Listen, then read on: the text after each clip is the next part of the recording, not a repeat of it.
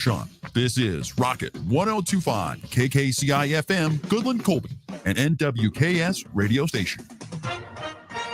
With SRN News, I'm Rich Thomason.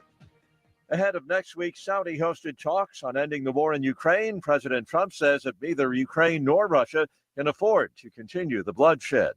The president pausing for a month his 25% tariffs on Mexico and Canada. It's the second such delay since he first unveiled the import taxes early last month. As of early April, though, the president promises reciprocal tariffs will take effect. The latest SpaceX test flight, it was an unmanned mission, went up in flames following initial success, so it's back to the drawing board for SpaceX. Ahead of this morning's release of the government's employment report for the month of February, stock futures are narrowly mixed. The Dow futures are down 3 points, while the NASDAQ futures are 21 points higher, and the S&P futures up 1 point out of this morning's Wall Street opening bell. More details at srnnews.com. See, if something costs less, a lot less, but people are actually happier with it, that sounds like something to look into. And that's MetaShare. Maybe you've heard joining MetaShare can save you or your family up to $500 a month. And that's huge, but it's also true. People are just happier with it. They love being part of something that reflects and promotes their values and what they believe in. MetaShare works too. It's been around for 30 years now, and members have shared more than $7 billion of each other's bills. People love having telehealth and a huge nationwide PPO network. So yeah, really, you can save a ton and like it better. Imagine being happy with how you're taking care of your health care, whether you're self-employed or part of the gig economy, or you just want a plan that you're happy with. Here you go. You can call right now and get a price within 2 minutes. A very, very smart use of 2 minutes. Here's the number you need. It's 844-45-BIBLE. That's 844-45-BIBLE. 844-45-BIBLE. Here is the latest news and information that impacts you. I'm Derek White. Yesterday, 8 volunteer firefighters out of Grinnell Rural Fire Department put out a small hay bale fire southeast of campus that broke out around 9 a.m. They had the fire 90% contained just after lunch in what volunteer fighter Dennis Moose said was likely caused by a spark from grinding hay. Moose thought the property owner lost somewhere between 30 to 40 bales in the fire. U.S. Senator Roger Marshall held a town hall meeting on Saturday, March 1st at the Logan County Hospital in Oakley. Marshall answered questions for nearly 45 minutes before leaving due to an unruly crowd that he originally claimed were Democratic operatives. He's now saying that he doesn't have evidence to back up his claim, but that he will be returning to Oakley in the future to conduct another town hall. Kansas officials are warning of text scams circulating about individuals receiving $5,000 federal subsidies thanks to the cuts from DOGE, the Department of Government Efficiency. Crawford County Sheriff says to delete the messages and block sender if possible. You can always report potential scam text to reportfraud.ftc.gov. The Sherman County Health Department is offering CPR and AED certification through a hands-on learning course. Cost is $50 to be educated by skilled trainers. Contact the Sherman County Health Department to schedule an appointment. The Oakley FFA is hosting a blood drive today from 9:30 a.m. to 3 p.m. in the Oakley High School home ec room. The sign-up sheet will be in the Oakley High School office if you'd like to donate. After the Stations of the Cross, there will be a fish fry at the Colby Columbian Club Hall on 4th and Sterling at 6:15 p.m. tonight. Eat in or drive through for fish, coleslaw, hush puppies, and mac and cheese. The Kid Win Northwest Regional Competition will be taking place this coming Monday at the Colby Community College. There will be 19 teams constructing wind turbines beginning at 9 a.m. The turbines will undergo testing to determine the top 2 teams in each age group to advance to the state competition. For more information on this and other stories, visit nwksradio.net. Rocket 1025.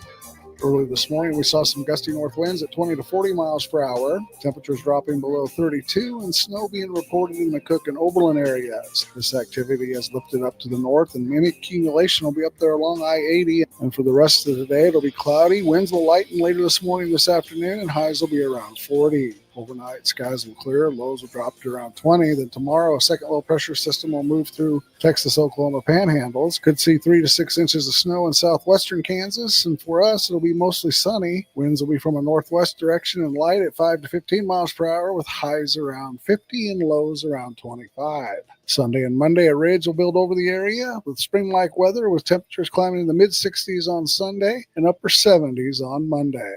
and overnight lows will be in the middle 30s. This is meteorologist Chris Schrumick from the NWKS Radio Weather Center. March is here, and you know what that means. It's time to put your basketball knowledge to the test with NWKS Radio's Bracket Challenge. Think you can predict the madness? Fill out your bracket with a shot at a stack of cash and, of course, bragging rights. Whether you're a hoops expert or just flipping a coin, everyone has a chance to win. Pick up your brackets on March 17th from the Cowboy Corner Express, Twister's Bar and Grill, Vince's GM Center, the Farmers State Bank in Oakland, and the Schooler Company. It's NWKS Radio's Bracket Challenge. Looking for big savings on a powerful new ride? Hurl Chevrolet GMC in Goodland, Kansas has you covered. Right now, drive home a 2025 Silverado 2500 with just 3.9% financing for 60 months. Need space and style? Get $1,000 customer loyalty cash on a 2024 Chevy Suburban. Or grab a 2024 GMC Sierra 2500 Pro Diesel. Originally just over $67,000, now just over $56,000 with a huge hail discount. Swing by Hurl Chevrolet GMC in Goodland today or shop online at hurlchev.com. At FNB Bank, we know family comes first. Whether you're opening a savings account for your kids, buying a new home, or planning for the future, we're here to help every step of the way. With personalized service and flexible options, we make banking easy for your growing family. FNB Bank, serving families, strengthening communities. Member FDIC, Equal Housing Lender.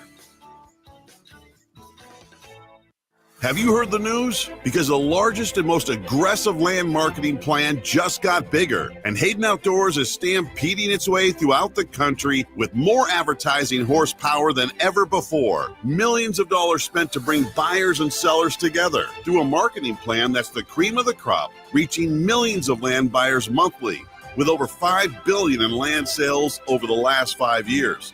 Hayden Outdoors, the brand that sells the land. New year, new projects, and new deals at Hoover Lumber Ace Hardware. Start 2025 with a bang by tackling those home improvements. Refresh your space with vibrant Benjamin Moore paint or stock up on storage totes and shelves, perfect for organizing. Lumber prices are down, making it easier to tackle your next big project. Keep warm while you grill year-round with their top-notch grills and smokers from Traeger and Weber. And don't let the snow slow you down. Check out their great selection of snowblowers from Ego and Toro. It's Hoover Lumber Ace Hardware with locations in Goodland and Colby, your partner for a productive new year. Farmers, what do you expect from your crop insurance agent and company? Knowledge, service, peace of mind knowing you have the coverage you need for your operation? This is what you deserve and more. This is what you have with Rain and Hail Insurance and the girls at the insurance agency in Goodland. Now is the time to stop by the office to review and change your coverage before the March 15th deadline. Stop in and see Roxanne, Susan, and Judy at the insurance agency, located at 1020 Main in Goodland, or call 899-5011 for your peace of mind. You ready? Ready? 1, 2, 3, 4! It's time for the Morning Blitz with Ross Volkmer. If you want to win football, it all starts up front. Mass kicks ass. And Max Gershon. Look at their schedule, folks. They played no one, and they never do to start the year until they play Kansas. They get these Mickey Mouse wins out of their ways. The High Plains only local sports talk show, broadcasting live on Rocket 102.5 and streaming on YouTube, Facebook, and X. They're basically idiots. Covering it all from the preps. Up ahead to Blair Lennon. Lennon the crossover back to Cure. Hello, boom! A two-handed tomahawk flush. To the pros. Shotgun snap to Nix. Protection is good. Bold loads it up. He's got it. A receiver there. Franklin makes the catch in the end zone. Touchdown, Denver. The Blitz is presented by Hurl Chevrolet GMC, Hoover Lumber Ace Hardware, and F&B Bank. Along with the insurance agency, the Farmers State Bank in Oakley, the Cowboy Corner Express, and Equity Bank of Hoxie, Quinter, and Grinnell. Let's go to work. Glenn with it. Hard drive to the basket. Fouled and one! Sides in transition. Lets the defender fly by. Buries the three. Hanson with the ball. Top of the key. 3-ball on the way for Hope. Bierman, the bank shot. It swirled around the cylinder and fell through. A lot of real estate hit on the rim, but it works for Bierman. Cowgirls back within 5, 13-8 as they get their pass through the hands of Alexis Moore, taken away by Bierman. And now into the front court.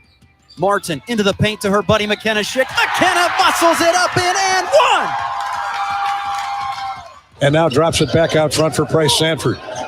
Now to Bronze inside, and a two-handed over the head monster dunk that MMA would be appreciative of. that MMA would be appreciative of a dunk. I've never heard that before, but I'm always open to new ideas for calls. Hey, good Friday morning, everybody. It's March the 7th. It's cold. It's windy, but it is still early March, so that's all right. Going to be the coldest day, I believe, if not of the week. It's going to be the second coolest day, 42 degrees here on this Friday on our for the temperature. And then we're going to warm up here this upcoming weekend into Monday. Max is back in the original studio. They got the bomb fixed that went off in the studio, apparently. So, yeah, that's right. They did. They figured it out. Apparently, Max doesn't have his mic on or something along those lines. I don't hear him. Can you hear me? Test. Hey, there you are. Good morning. Hello. Gotta hit that one button. Joel can figure out anything. He figured out how to get the bomb out of here and fix from all the the shrapnel and damage. Shrapnel, yes, there you go. Debris that went flying. All of your decorum still is still standing. So despite the bomb going off, it looks pretty good. Well, these are some of the top tier decor you can get in a Very, studio, very. so it can withhold some bomb damage for sure. Oh, that's good. Oh, hope everyone's having a good start to your Friday morning. We got a full show ahead here today on the Morning Blitz. So we're going to talk plenty of sporting news, whether it's JUCO or Division I college basketball of the weekend. We'll look ahead to the weekend slate. It's a big weekend for JUCO wrestling as well. There's some baseball and softball happening this weekend on the local side. We're going to have a little discussion. Max has presented a question for us in segment number 2. Pretty much taking two separate sports and two topics in two sports and putting them together. So we'll have that discussion with him in segment number 2. But we got plenty of things to talk about here. It was a busy night last night. And really, the next 3 nights. So really, it's Wednesday, Thursday, Friday, Saturday. I want to slap it up. It's been very, very busy with high school basketball as the teams whittle themselves down to the final 8 that will make it to the respective state tournaments. We'll talk some games from last night. We will talk some games tonight and then into Saturday as well here in our first segment. There will be tickets punched tonight in Class 1A D1 and 1A Division 2. There will be tickets punched for the lower classes tonight, and that will continue on into Saturday.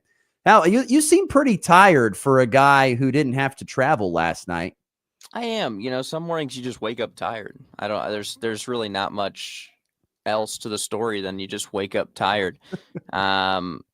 I will say last night after the girls' game, I did go to J&B's for the first time with Case and Carroll, Grant Stevens, Braden Foss, and Guy Tubbs. Hung out with the boys. I hung out with the high school basketball players and went to J&B's and talked it up there. And great food. And thanks to the Tubb family who covered the bill, which was very nice of them. And they love the Morning Blitz from what they said. So shout out to them. They're great. We love people. the Tubb. We love the Tubb family. We do. We absolutely do. Oh my gosh, why can't I think of the dad's name? I can see his face, Jada, and I can't think of Luke's dad's name for some reason. So it's Luke. There we go. It's Luke. There you go. You got it mixed up. Yeah. Okay, yeah, I was thinking Luke was Luke and Jada and their wonderful family. No, it's great. Great times. Glad they like the Blitz, and I'm glad that you got to break bread with the Kobe Eagle boys last night. Yeah. There had to be some good stories in there. There was some great stories. There had to be some great stories. There was some great stories. I feel like when you visit with the high school kids these days, especially at least at my age. Well, it's you're not that far off. Exactly. That's the thing that for me, it's kind of funny to hear some of the stories. I'm only 2 years older than these kids. I know. For another mile, I'm kind of pretty much 3. I mean, I graduated high school in 22. They're graduating in 25. That once again, 2 to 3 years is nothing. No, it's nothing. No. So, we can still talk. We're pretty much the same age. So it's which is fun. So Morning, Papa Gersh. He wants to know where Tubbs is going to go to college. Guy will be going to Fort Hays State University to throw the javelin. He's a phenomenal javelin thrower. So he's actually the reigning 3A state champ. 3-time, I think. No, just the reigning. Just the reigning? Oh, he's just making stuff up, I thought. I don't think he's the reigning 3-time state champ. He might be GWAC champ. Oh, that might be what he meant. But I don't think he is the reigning state champ in javelin. Maybe I misheard him. I think he did. I know I could be wrong, but I think he did. I'll get a text message. I'm pretty sure if I am wrong, but I know he won it last year, and I think that was right. For sure he'd done it. So anyway, full show ahead today. Plenty of high school basketball. So that was after the girls get the 25-point win over Russell. You went and did that? Yes, that was after the girls game. Celebratory meal. Correct. Celebratory meal.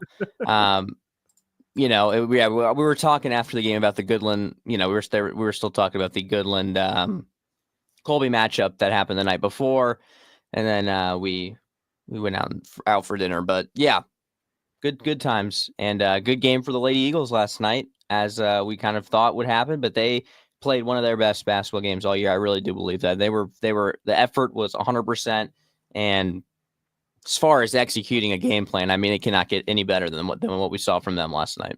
It's a nice win for Colby. Once again, Russell had won 8 in a row going into that, so they had been playing some good basketball, and so to win by 25, pretty convincing. Was it even close at any point in time in the game?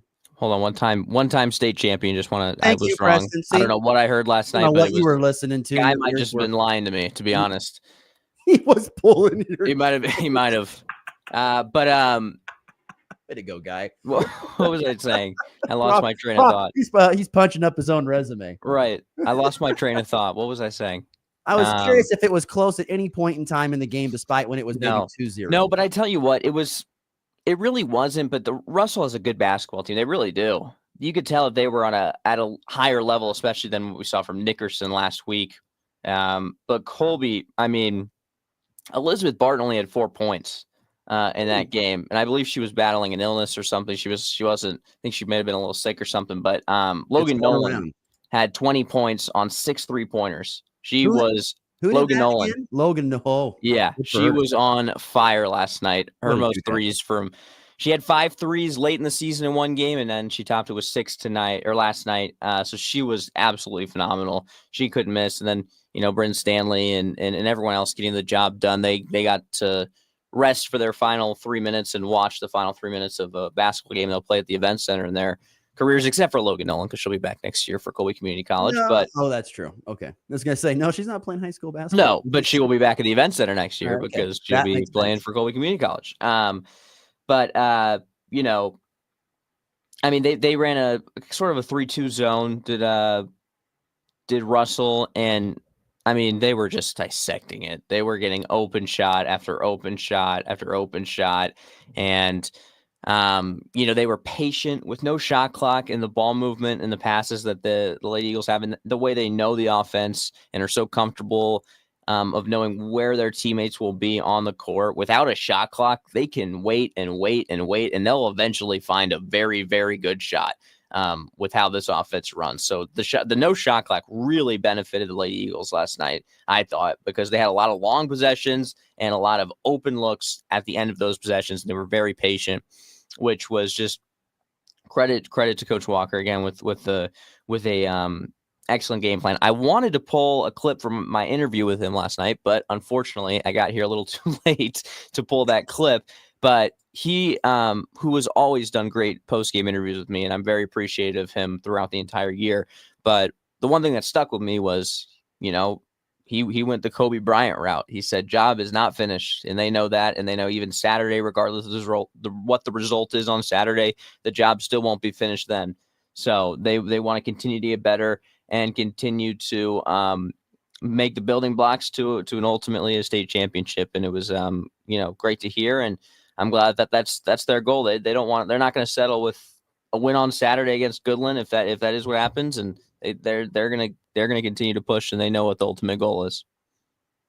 Now, a convincing win for them. It was more of an entertaining basketball game from the Goodland perspective, at least for a quarter and a half. The Cowgirls got to Ellsworth, and I don't know if it's because they got there so early. Like, I bet they were there probably an hour and a half before tip-off. So right. I don't know if it's because they sat around a lot and just waited for the game, but they come out of the gates and just it looked almost like junior high basketball. Really struggled to dribble a little bit, really struggled to catch passes going right through the hands, out of bounds, turnover.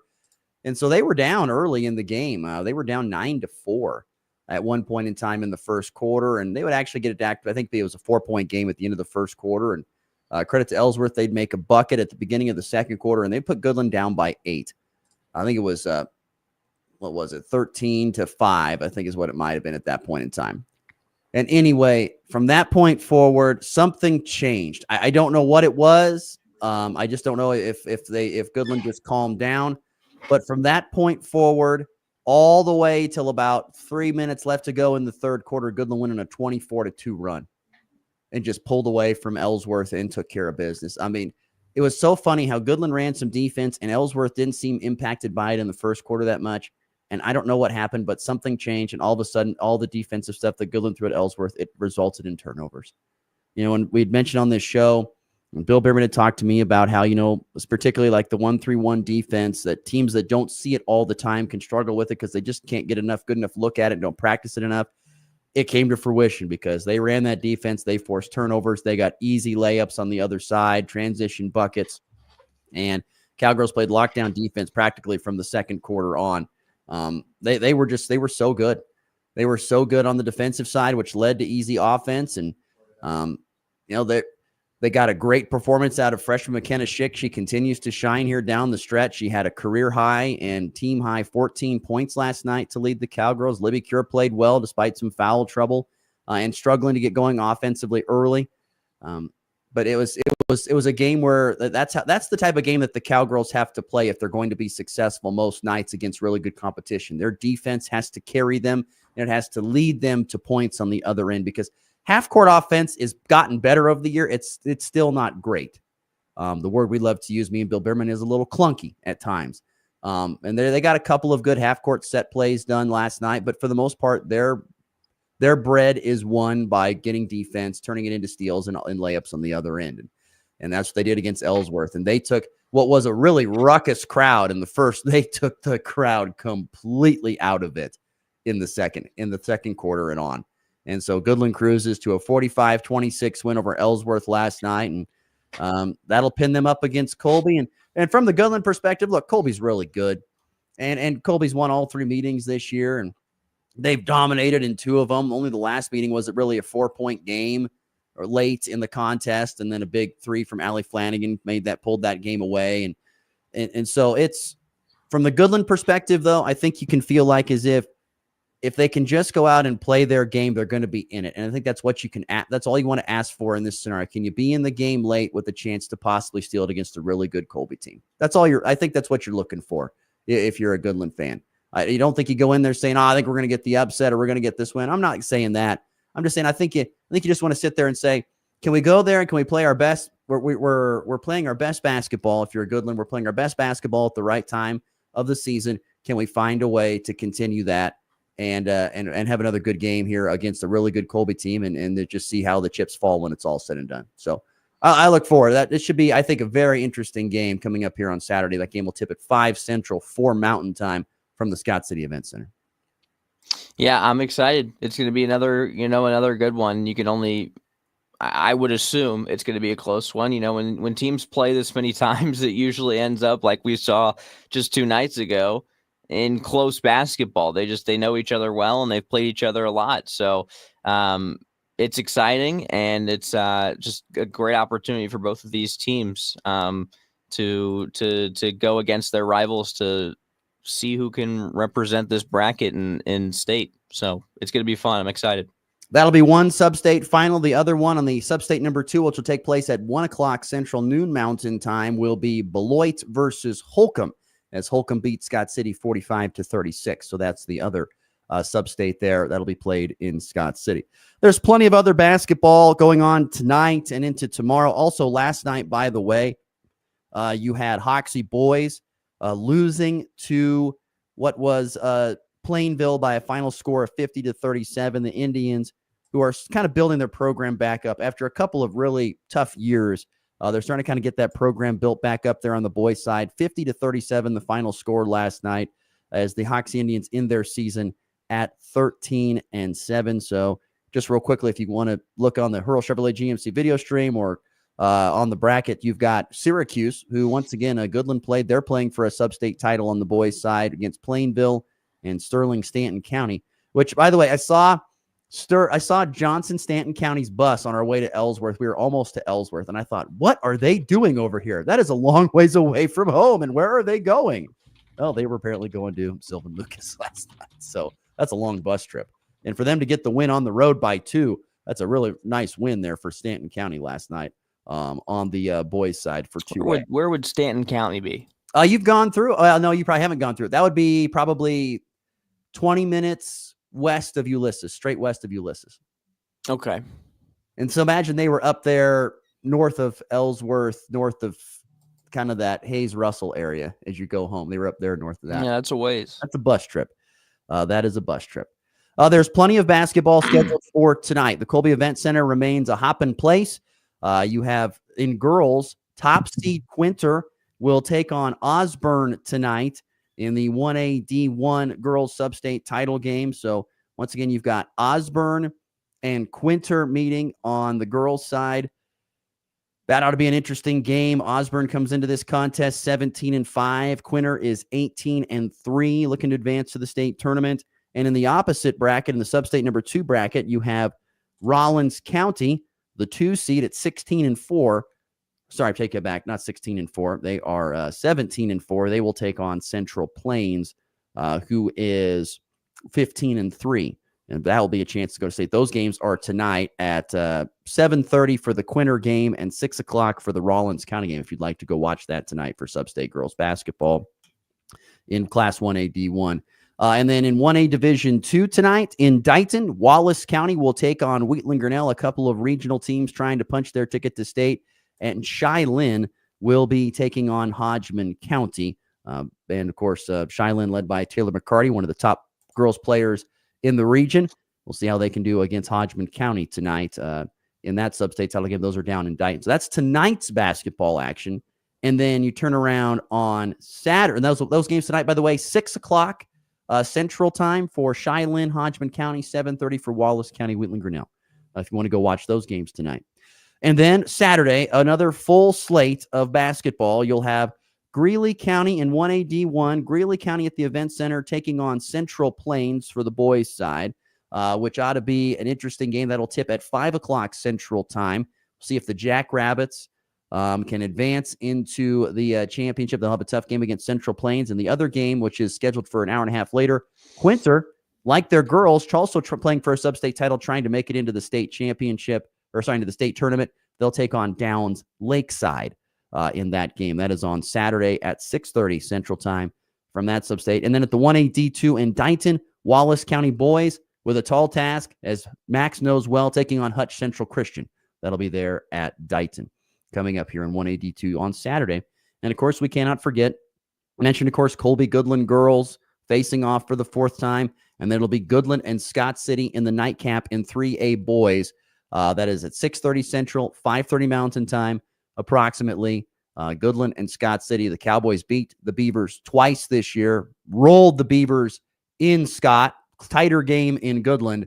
And Scott City, I heard an amazing stat. I don't know if you heard this stat through the grapevine, but Scott City in their 71-41 win over Norton made 18 3-pointers. I heard, I believe it was Radke. Is that his name? Avery Radke. Had 6 of them. Sounds I right. want to say. Hey, Do you think he led them? Someone had to have a hot night if you're going to get to 18. I think I heard Radke had 6 and Mesa had 5. Yeah. I think they had 2 guys that were, they can shoot it. They've got some guys around, The Jackson Cowboys Rumford. are listening. You need to be living in their shirts. There is no room. No room. You got to be living in the shirts. Those corner threes, too. Rebounding the long misses. So boxing out inside and rebounding the long misses and living in their shirts. And Rumford can knock them down, too. I know he can. And that's the thing. Rumford can knock them down, too. I think the thing that scares me the most is they can shoot those threes. And if they miss, he's athletic enough to go get those rebounds and putbacks. And that's a lot of the 3-pointers come off of second chance points where he'll kick it out to the corner. And then you've got Mesa and Tarango and Radke, sitting out there ready to catch and fire. So they've got a good constructed roster for sure. It will come down to 3-point defense in that game from Goodland. They've got to make sure that Scott does not get going from 3. If they can limit that, they're going to be in a better spot in that game. I don't know if Scott City can guard Goodland even as well as Colby can. We'll see. I don't know. I mean, Rumford and Cure is obviously a great matchup, but then, that just comes down to who stays out of foul trouble. Right. But then, I mean, I don't know who they would have on Brady, and, so that'll be interesting. Brady went off for 33 points in the first meeting this year. That's what I'm saying. Scott, so I don't. But once again, and I'm guessing Brady will be motivated because of just 11 points, a season low in that win against Colby. So he'll be motivated to show out in this game. But and credit to him, I thought he did a good job sharing the basketball. He did a better job passing than maybe he has at times this year, getting his teammates involved when he was having a little bit of an off night. But that's a fascinating game, and once again, I think it's a tall task for the Cowboys. Once again, you got to beat a white-hot Scott City team that has won 73-28 and 71-41, although I do believe their trip to this part has been pretty easy in comparison to Goodland's. What? So, I mean, just sometimes that hurts you more than it helps. Oh, I know. Goodland. The thing that I'm not trying to talk into existence here, but when you make 18 threes in a ball game, right? What does that mean for the next game? If you get what I'm saying, you better hit 19. I mean, it's no, but I'm saying it's hard when you hit that many threes to go back out and try and do something close to that. You're right. But, Goodland playing Colby and being in that atmosphere and playing a close game is only going to help them so much going into Scott City and playing in what could be a close game. They have that advantage over Scott City just because the last game they played was so closely contested, and it felt like a championship atmosphere in that building. So they have that already in their, they've already played in that kind of atmosphere. So it's just, they have that advantage just automatically because Scott City hasn't played in a close game in the last 2 weeks, so they have that advantage already. And I would be, I know you might not say it because you're the I will voice. not make a prediction. I will, because I have no stake in this game. You're not affiliated. That's right. I have no affiliation. I will, with full confidence, in full confidence, I will say Goodland's going to win this basketball game. Throwing down the gauntlet. Yes. We'll see how absolutely. It goes. I think it's fast. It's a fascinating matchup once again. It is for sure. And I'm telling you this right now. I do believe this wholeheartedly. Whoever wins these games in 3A, particularly between Goodland, Colby, and Goodland, Scott City, I do believe that honestly, when they get to the state tournament, that first round game might be easier than what they got. For sure. Yeah, I mean, there's a very good chance. It depends on draws, obviously, right, and who all makes it in. But sometimes when you play a team that you don't know and they don't know you, it's kind of easier than playing these teams that of course and they know so well. Yeah. So, like I said, I feel good about that. Unnamed texter chiming in on the FNB Bank text line 785-899-2222. I like this question. Do you think Keisha will impose the shot clock statewide and for the playoffs next year? Once again, I don't know if it's going to happen next year, but it's going to happen as soon as it possibly can. I can almost guarantee it. It should. But, I've said this many times, and I always love talking with Bill Behrman. He's one of my favorite people to visit with. And I had to ask him because, his team was up in that game in the third quarter late, and he's in there, he's out there, and they're kind of running, their offense out by they're kind of, we call it stall ball, they're trying to burn some clock, and they probably did it for maybe 30 seconds, and they got in their offense, and then they ran, but they could have, if they wanted to, possibly kept running that for another 30 seconds before doing anything. I asked him, I said, so how do you handle that? All year you've working with the shot clock, and now you don't have to. So how do you go about managing that? And it's complete. If you're a coach and you have the lead, it's great. When you don't, you absolutely hate it.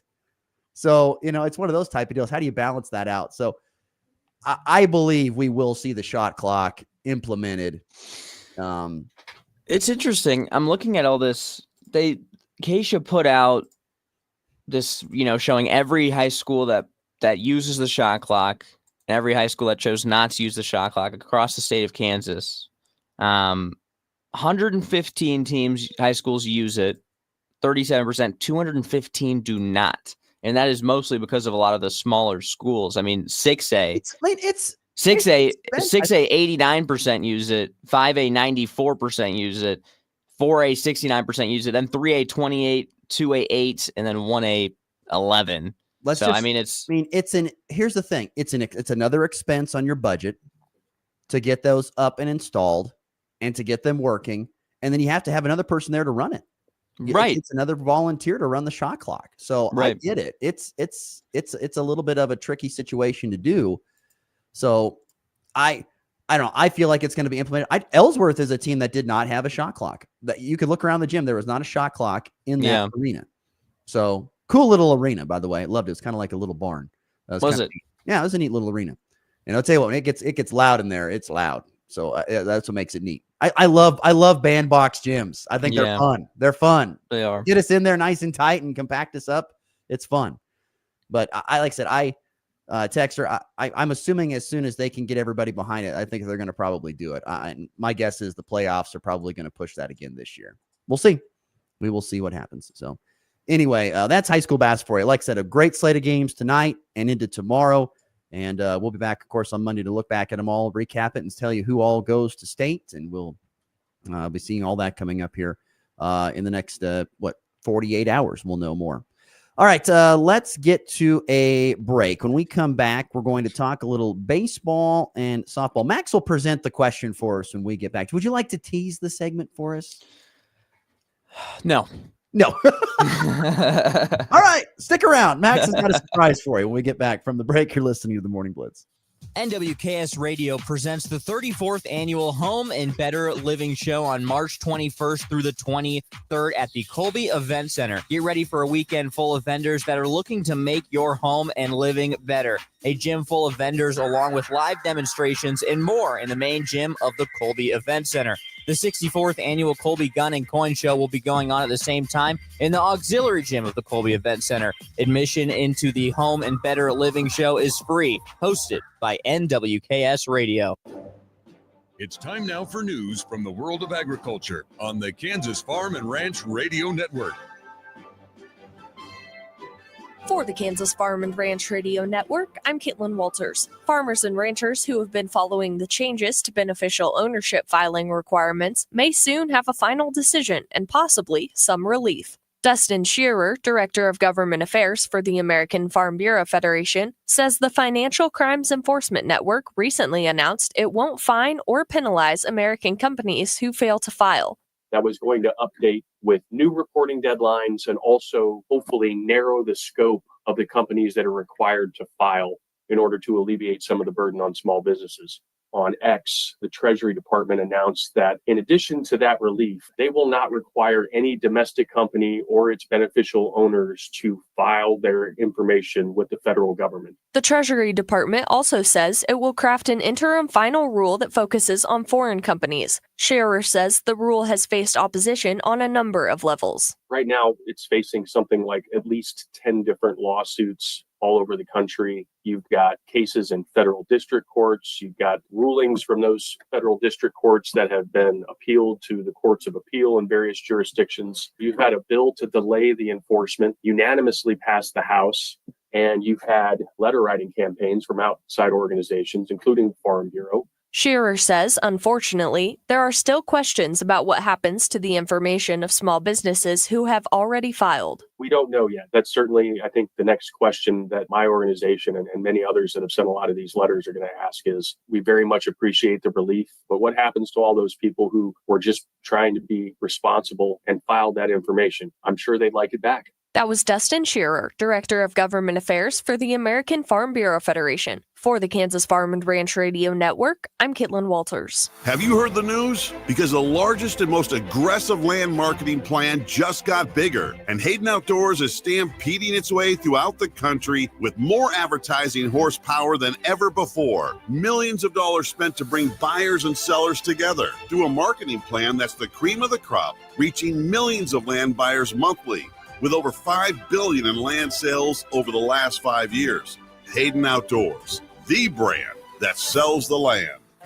Kochia ranks among the most troublesome weeds in fallow management systems. That's why Scorch EXT herbicide has received 24C registration for use in Kansas and Montana fallow. Scorch EXT controls Kochia plus other threatening broadleaf weeds like Canada and Russian thistle. Powered by Duplasan technology, this innovative three-way premix is developed in response to the rising storm of resistant Kochia, including types resistant to glyphosate, 2,4-D, or fluroxapyr. Take back control with Scorch EXT from New Farm. At Nextech Wireless, we're committed to delivering more than just quality wireless service. We're here to provide you with exceptional customer support every step of the way. Experience our service risk-free for 30 days. Plus, for a limited time, get an iPhone 16 Pro Max on us when you buy one with our best plan and handset protection. Nextech Wireless, connecting Kansans. Whether it's touchdowns, home runs, or buzzer beaters, we've got you covered. It's the Morning Blitz.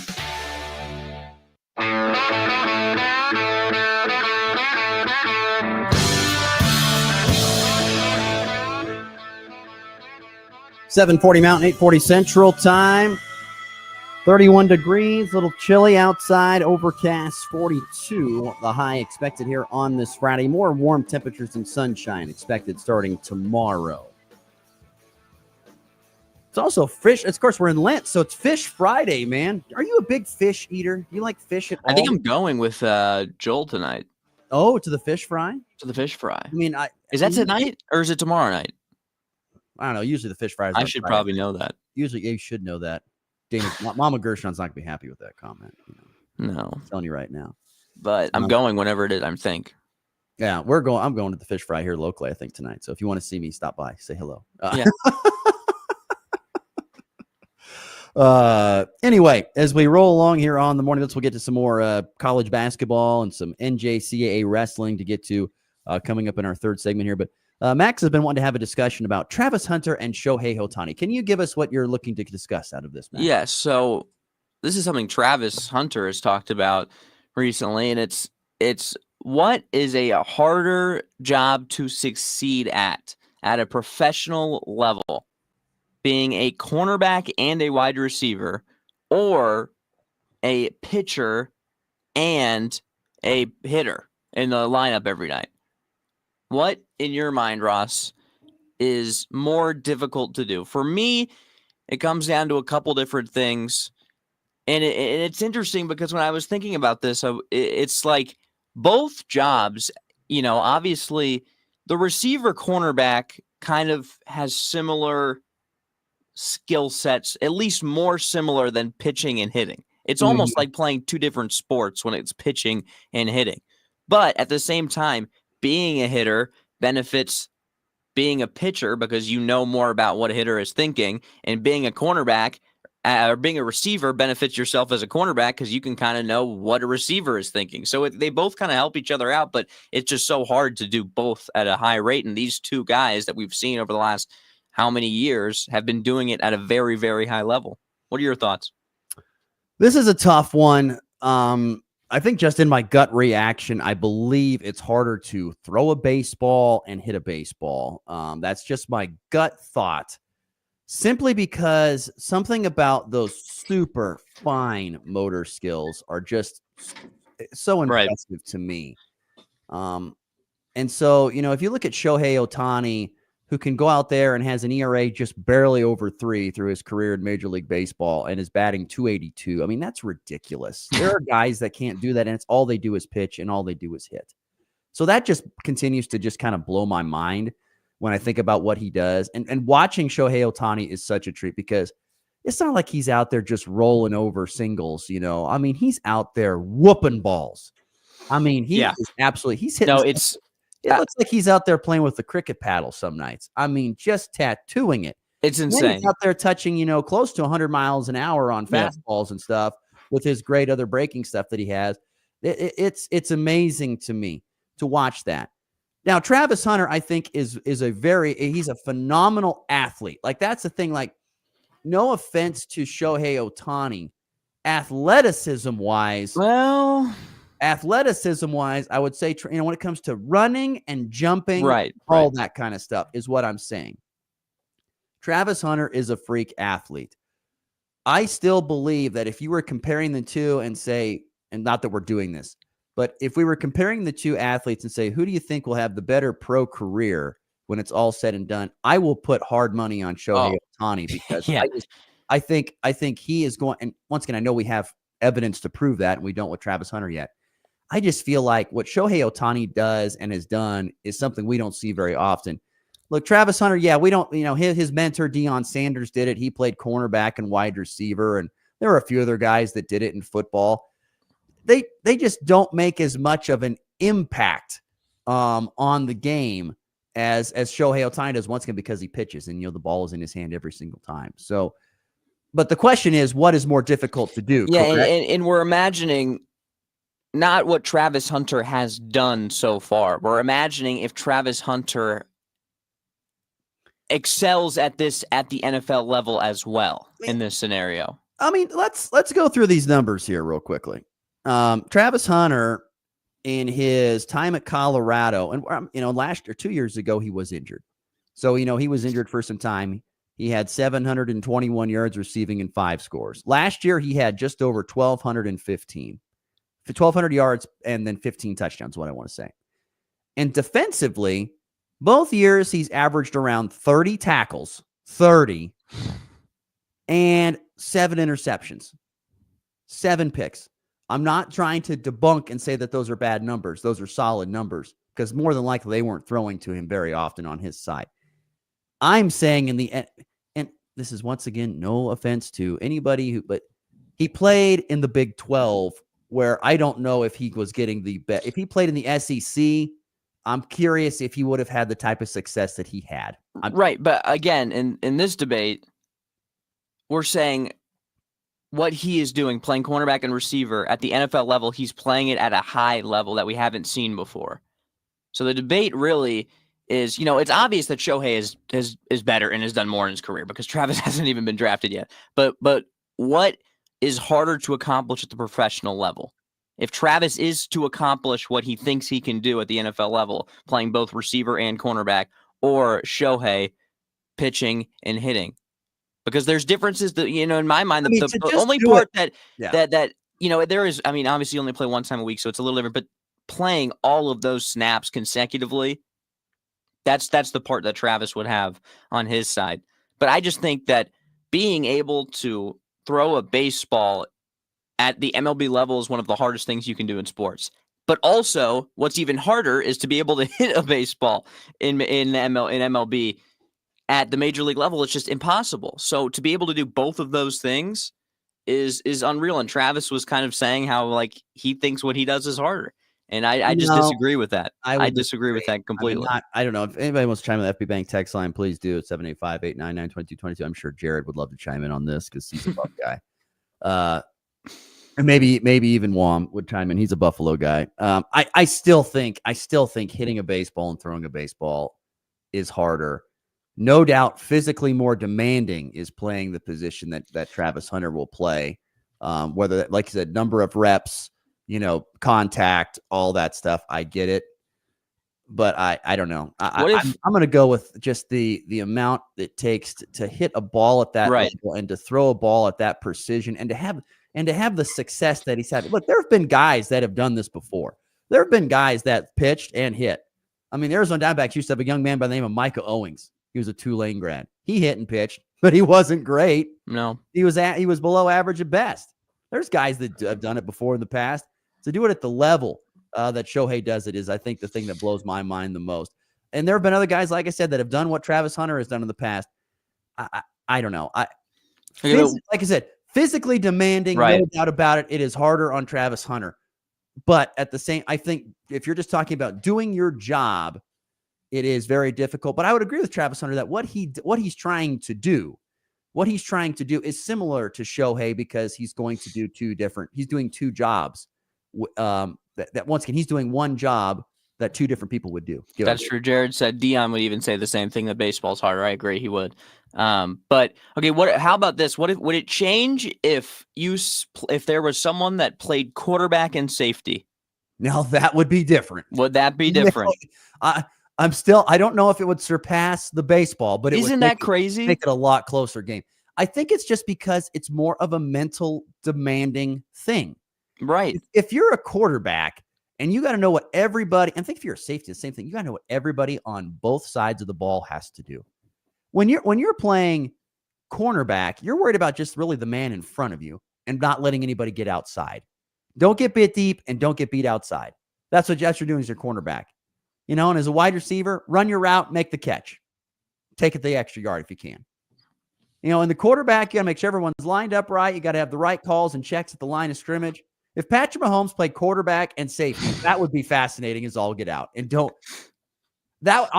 honest to God, if that was the case and they were decent at it, I'd say it's even better than Shohei Ohtani because of you're a quarterback doing all that stuff, and then you got to be safe. You got to hit someone, right? So you're going to go lay the wood. That'd be amazing. That's the thing. It's like I'm trying to think, is there any combination? That's the only one I could think of that would surpass what Shohei is doing as a pitcher and hitter in baseball.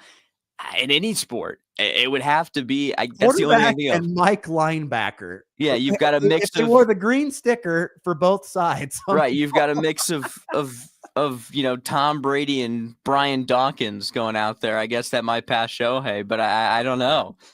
It's just that's the crazy thing about what he's doing. I just thought that debate was fascinating, and we'll see if Travis can really succeed with this at the next level. I think I know a lot of Patriots fans that want him to be a Patriot real bad because they have a guy that kind of does a little bit of both. There's some formations where they get Marcus Jones in at offense and stuff, and it'll be interesting. Troy Brown was a former Patriot that did that for a while. Troy got a couple guys, so I think that would be a really cool fit with him and Drake May there, but I'm really interested to start talking about the draft here in the coming month, and there's a lot of really cool storylines and names that are at the top of the draft that are really interesting, and Travis Hunter's one of them. So I just thought that was a fun debate to have. Brian on the Facebook on the Hurl Chevrolet GMC video stream with an interesting quote saying Tony Dungy is the only NFL player to throw a pick as a quarterback and get an interception as a defensive back for the Steelers in 1974. Great stat, Brian. I did not know that. That's great. All in the same game. More from Jared.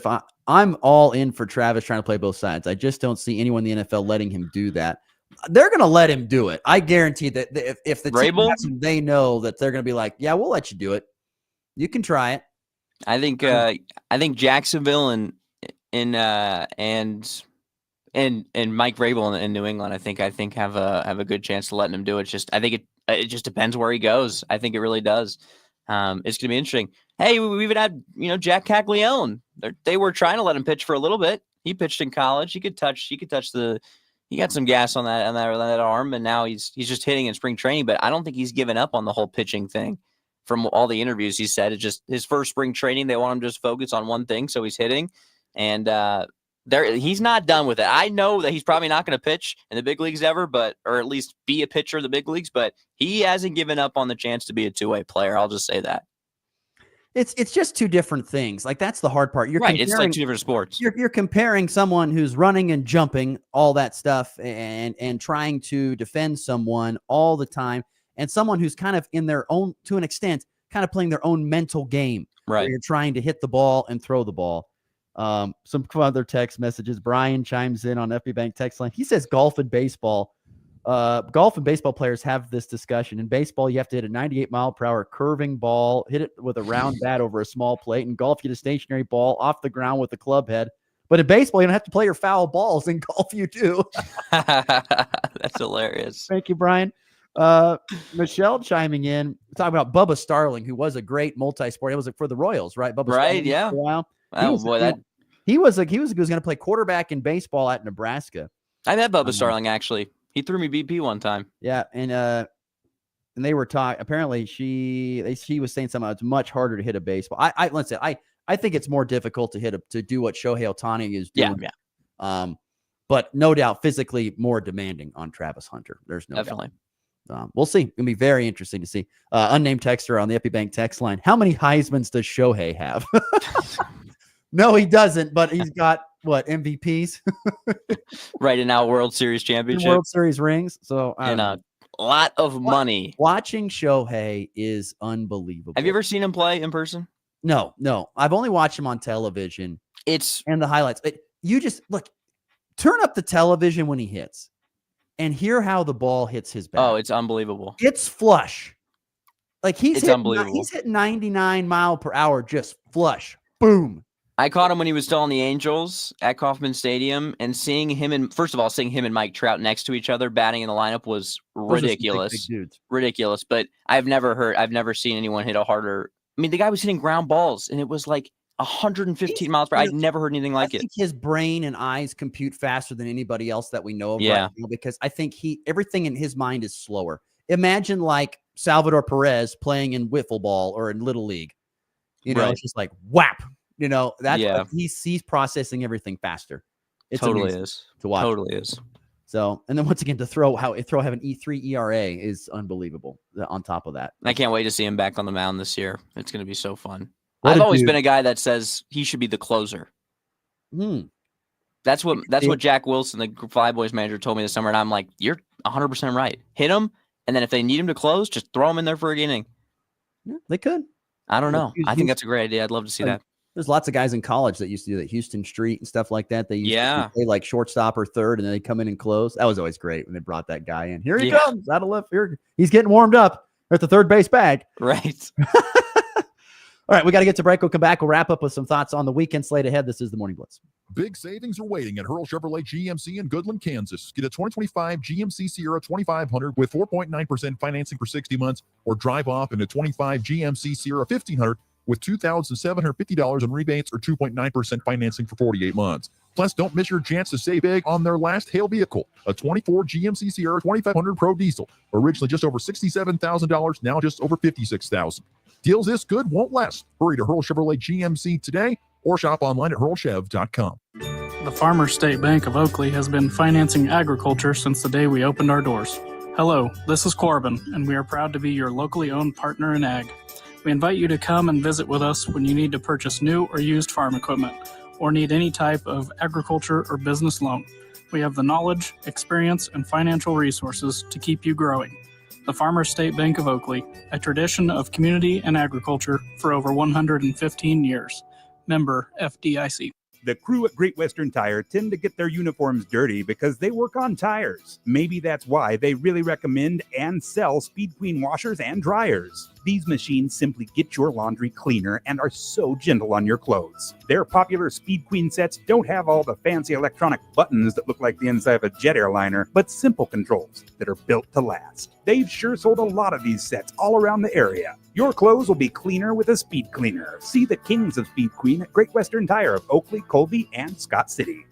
If you're shopping for a banking institution, visit with Equity Bank of Hoxie, Grinnell, and Quinter, Kansas. The Equity Bank is heavily invested in local business and activities contributing in many ways back to their community. Their employees are involved with many organizations and area events. Plus, a lot of experience comes with that staff. You'll find valuable local assistance when you bank at the Equity Bank of Hoxie, Grinnell, Quinter, and other locations in Western Kansas. The Equity Bank, member FDIC.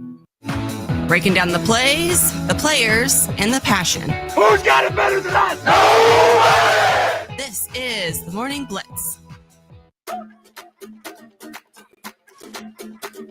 All right, we're wrapping up a show here on a Friday.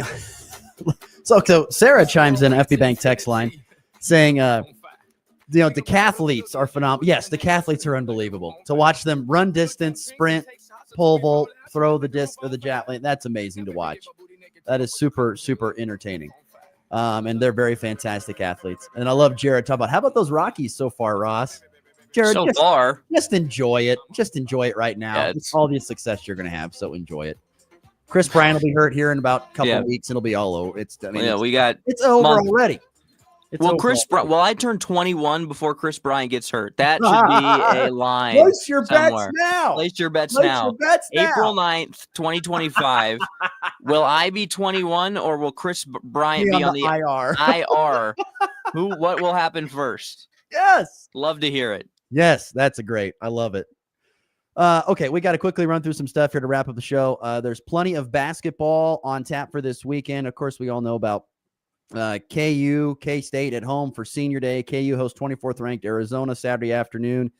Kansas State takes on 10th ranked Iowa State for basketball. There's also Region 6 basketball that's this weekend. You got Forties Tech Northwest Minute Home hosting Dodge City inside the Max Jones Fieldhouse. That's a 5:30 Mountain Time tip on Saturday.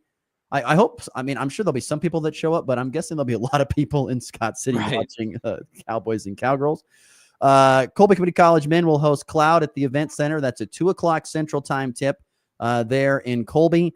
And the Colby women playing at the same exact time, but in Cloud against Cloud at 2:00 Central Time for some Region 6 basketball.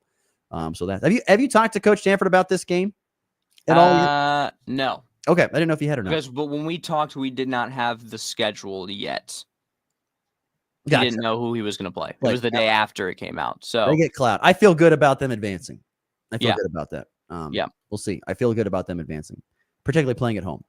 Also, a humongous weekend in wrestling. Forties Tech Northwest, Colby Community College going to the NJCAA Wrestling Championships. That's in Council Bluffs, Iowa. I tried to get a hold of Chris Gio head coach for Fort Hays Tech Northwest, but he told me he could not join us yesterday because he was focused on the competition ahead, which starts today. So that's I fine. like that. No problem. I like that. There's 16 combined grapplers. There's 9 from Fort Hays Tech Northwest, which I expect to see probably 2 or 3 of those guys at least on the podium, if not maybe even winning it all. And then Colby Community College, there's 7 guys going from the Trojans that'll be competing over the next couple of days there in Council Bluffs, Iowa, with the Fort Hays Tech, with the NJCAA Wrestling Championships. Also, a little bit of baseball and softball yesterday. Colby Community College softball split with Pratt. They dropped game 1 5-2, bounced back to take game 1 4-1. They will play Fort Hays Tech Northwest here in Goodland on Saturday and then host Trinidad State and Colby on Sunday. So they got a busy weekend ahead, but some good weather. And Colby Community College baseball, they moved their game up from today to yesterday. I think they did. Otherwise, I had it wrong in my schedule, which is always a possibility. But Colby baseball earned a split with Kansas City Community College. The Trojans took game 1 3-2, a great pitching matchup, then lost the second game 17-1. So a little bit tougher showing there. KCK's got great depth and talent. So they're really challenging themselves as CCC early in the season because after today, the day off, they're going to turn around and play a doubleheader against Indian Hills Community College for 2 on Saturday. You got some tough games coming their way. They do. And then I got to get to this real quick before we get to the walk-off. Last night in the women's MIAA tournament, former Goodland Cowgirl, which I saw a lot of Goodland Cowgirls last night. It was great to see Emma Lehman, Haley Bierman, Haley Blacklinger, lots of other young ladies that I saw. It was great to see them there supporting the Cowgirls, which was cool. But one of their teammates was not there because she was playing college basketball, and that was Telexa Weeder. Telexa Weeder, who I one time texted her after the state semifinals where she scored 30-plus points to carry the Cowgirls into the state championship game because there was some sickness and injury going through the Cowgirls, but she carried them to the state title game. I texted her and said, boy, girl, you are one bad beep, is what I texted her because she was amazing that night, and she had herself another one of those showings last night in the MIAA tournament first round as Fort Hays State women beat Central Missouri 90-74. Telexa Weeder last night, 35 points, 11 rebounds on 14 of 19 shooting. What a performance from Telexa Weeder. I'm telling you right now, Telexa had the dream of playing Division I basketball, and even sent her stuff to some D1 schools that really weren't interested in her game. I'm telling you, I think it was one of the biggest misses to not have her go play D1. I believe she is a D1 basketball player. She is, she's 6 foot. She can handle the basketball. She can score at all 3 levels. And she can defend decently well. I am surprised. I mean, Fort Hays State got an absolute steal. I'm actually going to put my money down because this is just her first full year of playing. I'm going to actually put my money down and say by the time her career done, if she sticks at Fort Hays State for the year, she'll be the MIAA player of the year. I believe she'll be that. And that is a very difficult Division II conference. I bet she'll be the Division II player of the year. Watch and see. Okay, we've got to get to the walk-off. We're way past time.